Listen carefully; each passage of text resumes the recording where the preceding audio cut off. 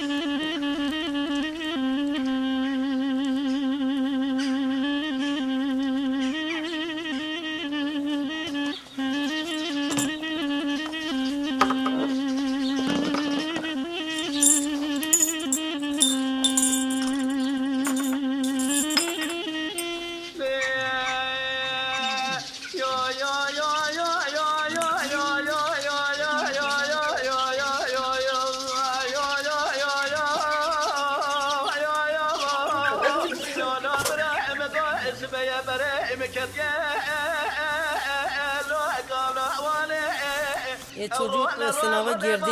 Biz de onu oraya girdik.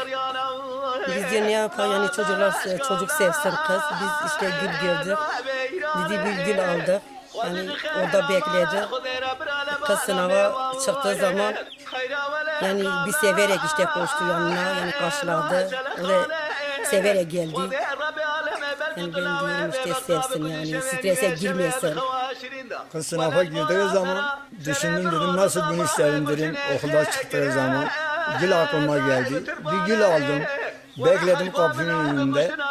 Kız çıktığı zaman koştum, sarıldım, öptüm.